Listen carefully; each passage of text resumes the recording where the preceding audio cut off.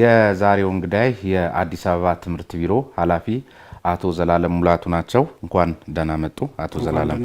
እንግዲህ እንደምታስታውሱት ተመልካቾቻችን በአምናም በዚህ ሰዓት ላይ በተለይ ከዚህ ከትምህርት ቤት የሽግግር ሰዓት እንደመሆኑ መጠን ሰዓቱ ከምዝገባ ከክፍያ ከትምህርት ስርዓት ጋር በተለይ ባለፈው አመት የኮሮና ወቅት እንደመሆኑ መጠን ከሱ ጋር ተያይዞ ብዙ ውይይቶችን አድርገን እንደነበር ይታወሳል። ዛሬም እንግዲህ ተመሳሳይ ነገሮች እየተሰሙ እየተደመጡ ነውና ኮላጆች እነዚሁን የተመለከቱ ቢሮ ምን እየሰራ ነው ለአዲሱ አመት ወይም ለ2014 ትምህርት ዘመን ምን እየተደረገ ነው በሚሉ ጉዳዮች ላይ እንወያያለን። ወደ ጉዳያችን ስንገባ ዛሬም ከዚህ ከክፍያ መመሪያና አፈጻጸም ጋር በተያያዘ ገና ከወዲሁ በርካታ ድምጾች ከወላጆች በኩል እየተሰሙ ነው። በርካታ መማረሮች እየተስተዋሉ ነው። ምን ማለት ነው? እንዴት ነው ክትትሉ? አፈጻጸሙ መመሪያው በእናንተ በኩል ምን እየተሰራ ነው? እንግዲህ የግል ትምህርት ቤቶች ጋር በተያያዘ የ2014 ምዝገባ ለማስጀመር ቅድመ ሁኔታዎች ነበሩ። ቅድመ ሁኔታዎቹ ምንድነው? አንደኛው በ2013 ትምህርት ዘመን ማንኛውም ትምህርት ቤት እንደ ሀገር የግል ትምህርት ቤት ምንም አይነት ክፍያ ጭማሪ እንዳያደርግ በትምህርት ሚኒስቴር በወረደው አቅጣጫ መሰረት ሁሉም አላደረጉም። የክፍያ ጭማሪ አልነበረም፣ የመመዝገቢያም የወራዊ ክፍያም። ይሄንን እንደ ትልቅ ተሞክሮ የተወሰደበትና በዚህም ያው ያሳለፍናቸው ጊዜዎች በጣም ከባድና ፈታኝ ስለነበሩ በተለይም ወላጆች ላይ ጫና እንዳያሳድር የተደረገበት ጥረት በጣም አፕሪሺየት የሚደረግ ነው። ዘንድሮ እንዴት ይሆናል በሚለው አስተሳሰብ እንግዲህ ኢኮኖሚያዊ የሆኑ ጉዳዮች ወይም ፋክተሮችን ስንመለከት ሊያስጨምሩ የሚችሉ ገፊ ኃይሎች ዙሪያቸው እንዳለ ይታሰባል ግል ትምህርት ቤቶች ላይ። ያ ግን ምክንያታዊ በሆነ መልኩ በወላጅና በወላጅ ኮሚቴ እንዲሁም ደግሞ በትምህርት ቤቱ ባለንብረትና ወይም ደግሞ አስተዳደር መካከል ግንኙነት በመፍጠር የጭማሪ ስርዓቱ ሪዝነብል ወይም ደግሞ ምክንያታዊ የሆነ የአጨማመር ስርዓት ሊከተሉ ይችላል በሚል የትምህርት ጥራትና አግባብነት ባለስልጣን አውርደዋል ማስፈጸሚያ ማንዋል። በዛ ማንዋል መሰረት እንዲፈጸሙ የተደረገባቸው ትምህርት ቤቶች አሉ፣ ወይም ሁሉም በዛ ማስፈጸሚያ ማንዋል መሰረት ስራውን እንዲሰሩ እየተደረገ ነው። በርካታ ትምህርት ቤቶች በዚህ ተግባራዊ ያደረጉ ፕሮሰሱን የጠበቁ ወደ ከወላጅ ጋር ከወላጅ ኮሚቴም ጋር ለመግባባት ላይ ደረሱበት አሉ። ነገር ግን ቁጥራቸው ቀላል የማይባል ይህንን ማንዋል አልቀበልም በማለት በራሳቸው በማናለብኝነት የሄዱ ትምህርት ቤቶች አሉ ማለት ነው። ለምሳሌ የሚበዛው አንደኛ ወላጆች በተሟላ ሁኔታ ተሳትፈውበታል ወይ? ወላጆችም ይምከሩበት ሲባል በምን አግባብ ነው? ለምሳሌ ባለፈው አመትም አንስተን ነበር በዚህ በቲፎዞ እንደዚሁ ደግሞ የባለ አክሲዮንነት ድርሻም አሁንም እየተስተዋለ እንደተባለው አሁንም ተመልካቾች እንዲያረጋግጡልን እንፈልገው ሁሉንም እያልን አይደለም፣ ግን ደግሞ ያኛውን የዚህ የኮቪዱ ወቅት ያልተከፈለውን በሚያካክስ በሚመስል አግባብ ከ60% በላይና ከዚያ በላይ አንዳንዶቹ እንደ መነሻ ልክ እንደ ንግድ የሆነ ለማሞኘት አይነት በሚመስል መልኩ 100% ጭማሪ ብለው ተነስተው በ60% ሁሉ ያጸደቋሉ የሚል ነገር ተነስቷልና አጠቃላይ አሁን ያለንበት ሀገራዊ ሁኔታም እንደዚሁ ከጸጥታው ከምናምን ጋር ተያይዞ ብዙ አካላት ስራ ላይ አይደሉም ማለት በሚቻልበት ወቅት ላይ በዚህ ደረጃ ወላጆችን ማንገብገብና ጫና ማድረስ ተገቢ ነው ወይ? ማንዋሉስ ሲፈጸም እንዴት ነው ክትትል እየተደረገበት ያለው? በእውነት በዚህ መንገድ ትምህርት ስርዓቱ ተመርቶ ብቁ ዜጋ ማፍራት ይቻላል? ትክክል ነው። ትልቁ ነገር ምናልባት ለኛ ደረሰ እንደውም አንዳንዱ አስደንጋጭ ጭማሪ አለ። 300% ጭማሪ ያደረጉ ትምህርት ቤቶች አሉ። አግደናል እንደዚህ አይነት ትምህርት ቤቶች። እንደዚህ አይነት ጭማሪ ከኢኮኖሚያዊ ጉዳዮች ገፊ ኃይሎች ውጪ በሆነ መልኩ በግል ተነሳሽነት ኢቭን ማንዋሉ ባስቀመጠው ልክ የማይንቀሳቀሱ ትምህርት ቤቶች እንዳሉ ከ40 በላይ ትምህርት ቤቶችን አግደናል በ11 ክፍለ ከተማ። በእነዚህ ክፍለ ከተሞች ያሉ ትምህርት ቤቶች እገዳውን ተከትለው ምንም አይነት ምዝገባ እንዳካሄዱ አድርገናል። ይፋ አርጋቸዋል።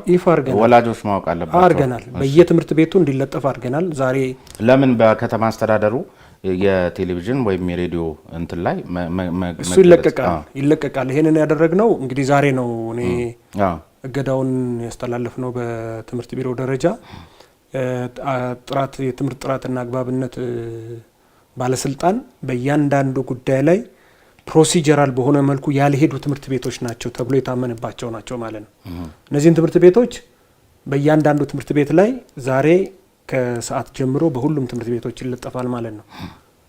አግባብ ባልሆነ መልኩ ይሄዱ ነገር ግን ደግሞ ከወላጅ ማህበረሰብ ጋር ምናልባት ባለፉት 2 ሳምንታቶች በተለያየ አግባብ ወላጅ በነቂስ ወጥቶ ከትምህርት ቤቱ አስተዳደርና ከወላጅ ኮሚቴ ጋር በመሆን የጋራ መግባባት የሚደርሱበት ፕላትፎርም እንዲፈጠር ተደርጓል።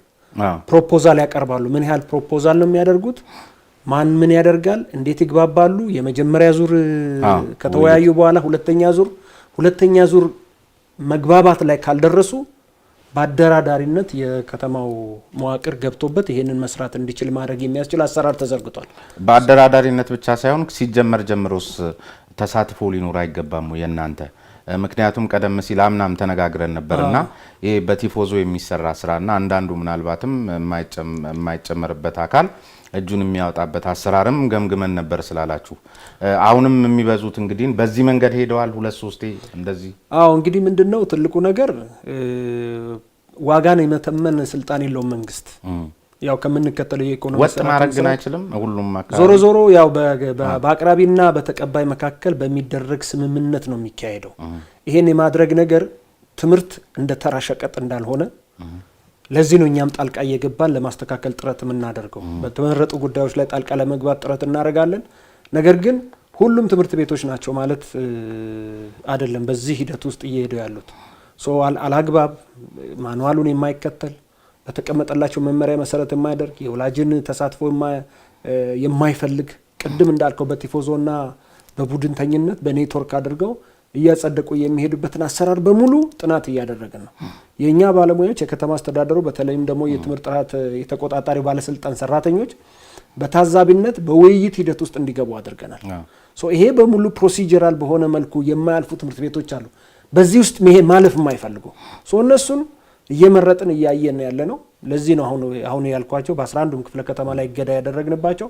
አንዳንዱ እንደውም ለምሳሌ በዘንድሮ ቆርጠን ያስቀመጥ ነው በአመት አንድ ጊዜ ምዝገባ ብለው የሚያስቀምጡት 200%፣ 300%፣ 1000 ብር ወራዊ ክፍያ የሚያስከፍሉ 5000 ብር ምዝገባ ይቀበሉሃል። መመዝገቢያ በራሱ እኮ የሚባል አሰራርም ስርዓትም የለም የሚል ነገር ባለፈው ተነጋግረን ነበር። እሱን ቢያንስ እንኳን እንዴት ነው ተከታትላችሁ ማስቆም ያስፈልጋል?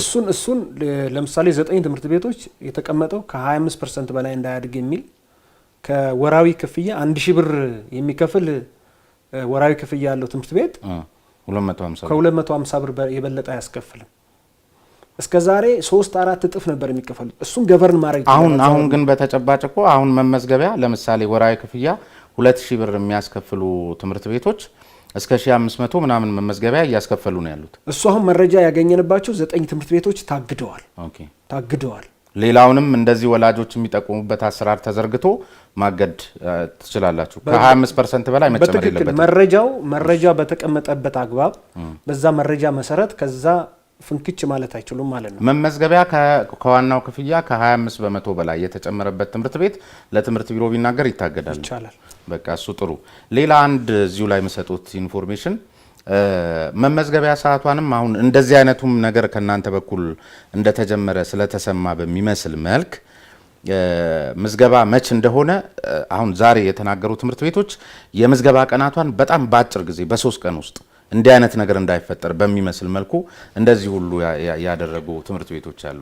ክፍያን ምዝገባን በተመለከተ እንደ አዲስ አበባ ትምህርት ቢሮ ምን አድርገን ነበረ? እስከ ሐምሌ 30 ድረስ እስከ ሐምሌ 20 ድረስ እንዲጠናቀቅ አድርገን ነበር። ነገር ግን አሁን ከነበርንበት የትምህርት ካሪክለም ወይም ደግሞ የአካዳሚክ ካላንደር መሰረት የግል ትምህርት ቤቶች በተለየ መልኩ ሪሊፍ እንዲያገኙ አንደኛው ይሄንን ማህበረሰቡ እንዲወያይና የጋራ መግባባት ላይ የደረሱበት የክፍያ ስርዓት እንዲመሰርቱ በዚህ ክርክርና ስምምነት ላይ ለመድረስ የተለያዩ ውጣ ውረዶች ስለሚያሳልፉ ጊዜ ያስፈልጋቸዋል ብለን ሪሊፍ ሰጥተናል። እስከ መጨረሻ ጊዜ ድረስ መወያየት መስማማት እስከሚችሉበት ሰዓት ድረስ የክፍያ ስርዓቱ አይጀመርም፣ የምዝገባ ስርዓት አይኖርም።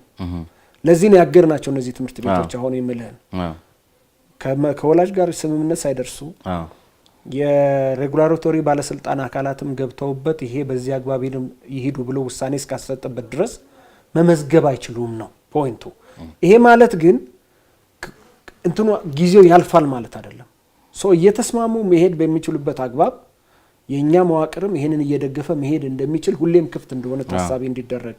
አጭር ጊዜ ነው የሚሉት ያው ለገበያ ነውና ቶሎ ሽሚያም ነው ሽቅድምድሙ በጣም ጦፏል። ሽቅድምድሙ ስለሆነ ይሄንን እኛ እየተከታተልን የምንወስነው ሲሪየስ ችግሮች ሲገጥማቸው ግን ቢሮአችን ክፍት ነው። የኛም የሬጉላቶሪ ባለስልጣንም በሚፈልጉበት ወቅት የነሱን ቅሬታ በየቅርንጫፍ ጽህፈት ቤቱ ክፍለ ከተማም በየትምህርት ጽህፈት ቤቱም በየክፍለ ከተማው ይሄን ማቅረብ ይችላሉ። ክፍለ ከተማው የክፍለ ከተማ ትምህርት ጽህፈት ቤትም የክፍለ ከተማም የቁጥጥር ባለስልጣኑ ቅርንጫፍ ጽህፈት ቤትም ይሄን መመለስ ካልቻለ በቢሮ ደረጃ መቀበል የምንችልበት አለ ስርዓት ስላለ የኛም መልእክት